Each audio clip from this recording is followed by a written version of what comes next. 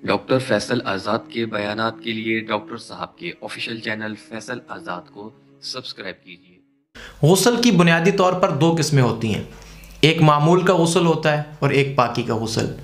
पाकी के गुस्ल में 3 फ़राइज़ होते हैं।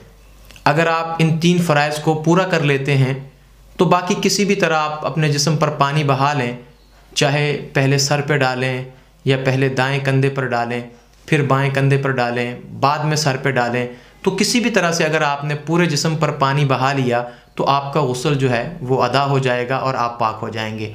लेकिन अगर आपने इन 3 फ़राइज़ में से कोई एक फ़र्ज़ भी छोड़ दिया या उसका कोई हिस्सा छोड़ दिया, तब आपका गुस्ल नहीं होगा और आप नापाक हैं तो फिर नापाक ही रहेंगे। उन फ़राइज़ में सबसे पहले कुल्ली करना। कुल्ली इस तरह से करें कि पूरे मुंह में पानी पहुंच जाए। सर्दियों के मौसम में चूँकि पानी ठंडा होता है तो लोग जब कुल्ली करते हैं ऐसे चुल्लू में पानी लिया, बस ज़रा सा होंठ गीले हुए, ज़ुबान का एक कोना गीला हुआ और बस जी कुल्ली हो गई। तो ऐसी कुल्ली जो है ये वाजिब और पाकी के गुस्ल में काबिल कबूल नहीं है। इससे चूँकि फ़र्ज़ पूरा नहीं हो रहा तो फिर आपका गुस्ल भी नहीं होगा। और इसी तरह नाक में पानी डालना।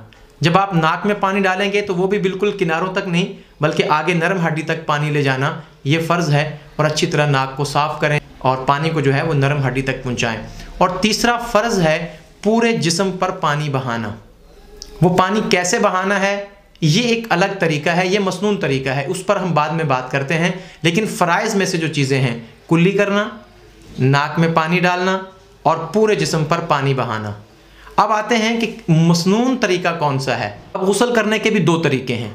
एक तो खड़े होकर गुस्ल होता है, खड़े होकर गुस्ल करना या बैठ के गुस्ल करना। इसमें मसनून तरीका जो है वो बैठ कर गुस्ल करना है।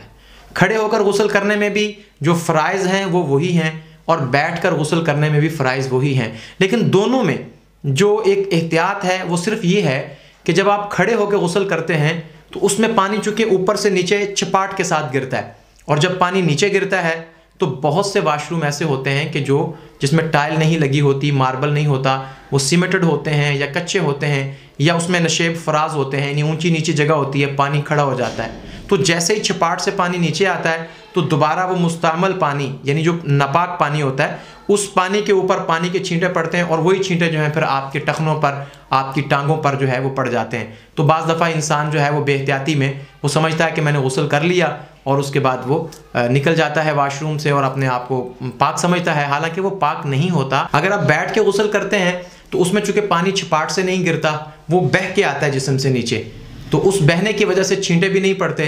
तो बहरहाल बैठ के गुस्ल करना ये ज़्यादा बेहतर है और इससे बेहतर पाकी हासिल हो सकती है। अच्छा, इन दोनों तरह से गुस्ल करने में कुछ एहतियातें हैं, उसको ख़ास तौर पर आपने देखना है कि जब आप पानी जिस्म पर बहाएं तो एक बार ज़रूर सारे जिस्म को मल लें।